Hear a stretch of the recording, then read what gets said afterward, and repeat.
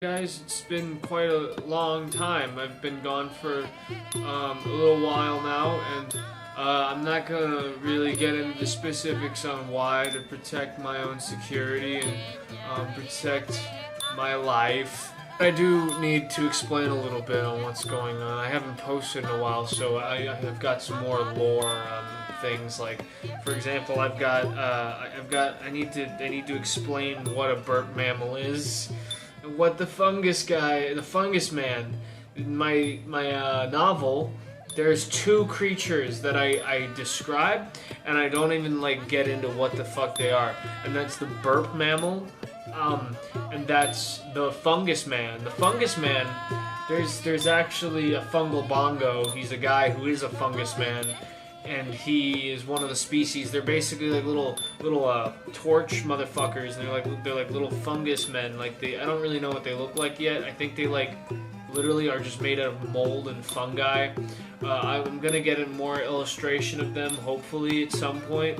But a burp mammal is a four-legged hairy creature, almost like a hedgehog, mixed with maybe like a bear, like a small bear, like maybe the size of this fucking water bottle. It's like that big, and it's like a little fucking thing, and it belches out of like its mouth. Also, there's a guy called the cigarette bird. The cigarette bird, he's a big fucking bird that can no clip through the ground and shit, and he can no clip through walls, and he's crazy as shit, and he sells the people of Grubonia cigarettes, and he fucking delivers them to people, but he has a deal with the Oswald's crematorium to basically anybody who turns down his cigarettes, they smolder them in Oswald's crematorium, and when they cremate them, their ashes go into the cigarettes that Cigarette Bird sells. So you're constantly smoking people's ashes. But the other thing is they also have a deal to they use the people of Grubonia, they use the fungal bongos to light their cigarettes. So you're going around the forests of funk, or you're going around Frog Plains, you always see these little fungus men walking around. Like example in chapter 3 of the Bug Kid Chronicles, Bug Kid and Toad Grease, in order to create the skunk box, they lit the torch with the ass of a fungus man. That's because the fire comes from the ass of the fungus man. Why? I don't know how that biologically works, but I know it works, and I know that's how it works. And lore. Fucking shit. I also want to tell you guys this video is gonna fucking suck. So I got a couple of things in this that I need to tell you guys, because there's here it is. So I built a solar system of Grubonia, and I'm gonna get into all these different these planets, but that's what it looks like. I don't know how well the lighting looks, but I wrote all this while I was gone. The sun of Grubonia is called Squaw. Squaw is actually the giant peacock that created the solar system. It was a giant peacock, and its legend be told that when it flew into the sun, it was a magic, galactic peacock that flies through dimensions and shit. And it blasted itself into a star, and the star, almost fucking erratic. I don't know, it created planets. I don't know how that science. I'm not good at science. I just fucking wrote some shit. Named after a giant cosmic peacock that created the solar system and flew into the nearest star, which is what Squaw is. Squaw is the nearest star.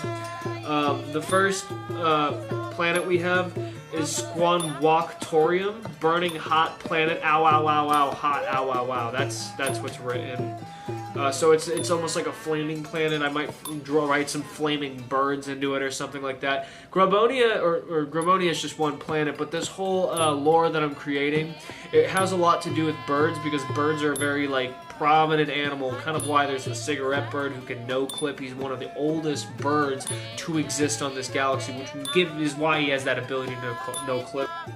Grubonia, planet of Grubonia, obviously. I should get into all these moons as well. So, Grubonia has a moon called Roach Moon. Roach Moon, there's a species of roaches that live on the moon, and they're really high tech, but they just kind of go down to Grubonia and all the other planets and just kind of explore and journalize. They don't really conquer or anything like that, so that's just what they do.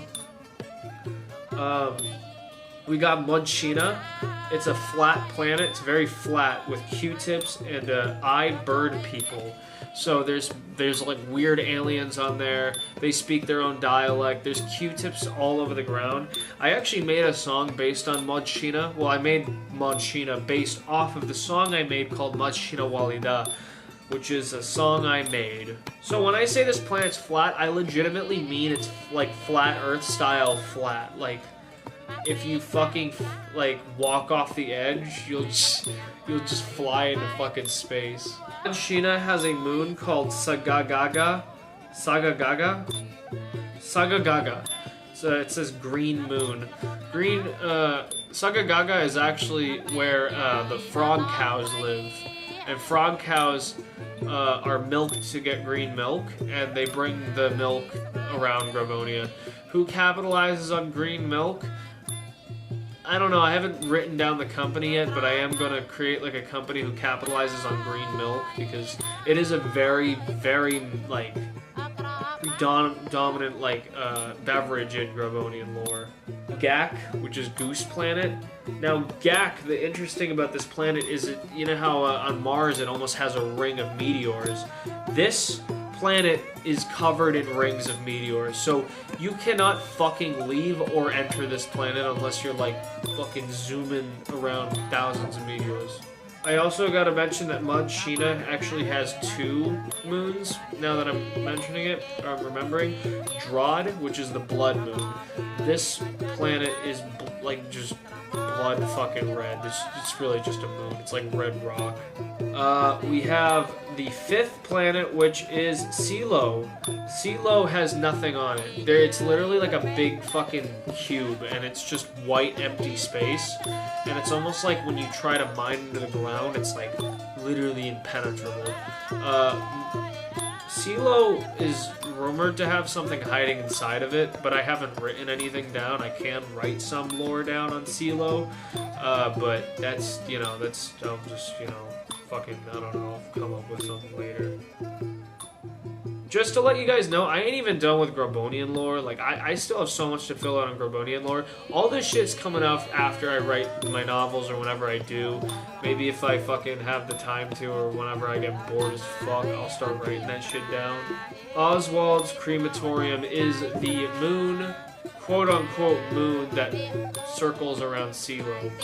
So Oswald's crematorium can actually move around, but their main home base is rotating around Silo. Oswald's crematorium is more of a space station than anything, kind of like the Death Star, except it's like a big block in space called Oswald's crematorium. I've kind of explained already what Oswald's crematorium is, so I feel like I don't have to get into that. And then we've got Urak Tumtod, or some shit like that. So this is like almost like the Grubonian version of Skyrim. It's like a woodland, like frost / like sea-based planet. There's like oceans. There's like rocky mountain areas. It's like medieval as fuck.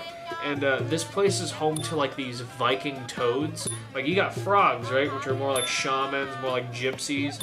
And then you got the toads, who are like almost space warriors, kind of, or like just fucking medieval warriors. I've actually been thinking about writing some shit about these toad Vikings. I want them to maybe within lore at some point start like colonizing or some shit, or have them become a big conflict. I feel like it'd be very interesting. However, I mean, in lore, it would not have anything to do with Grubonius per se, because unfortunately Grubonia in lore blows up and Earth gets half Grubonia, half Earth infested. Like, so it's like Earth kind of splits off and becomes like a half Grubonia, half Earth hybrid planet because of all of the crossing that happened within the wars, which we'll get into in my 3rd novel that I'll be writing. My 2nd novel's coming up, which is the Bug Kid Chronicles 2 Cold War. And then I will write a 3rd Bug Kid Chronicles, but I don't know what it's going to be called. I do have a very good idea as to what it's going to be about, though. But look forward to these Toad Vikings and many other crazy zany creatures that might be on Uroktum Toad. In fact, I might even write another fucking lore about it, a whole other fucking book series or something. So on Uroktum Toad, we have a moon called Rock of the Viewers. These are almost seen as gods to the toads. They're like literal fucking gods to them. I have nothing written about them yet though. So I have literally no information. Speaking of no information, I have one more very small 7th planet on the solar system. This is all we have left. I have nothing written about that planet, and I'm still thinking about writing some. So this is pretty much what I have for now. One more thing. So we have this fucking crazy thing, right? This is something I came up with a fella I met.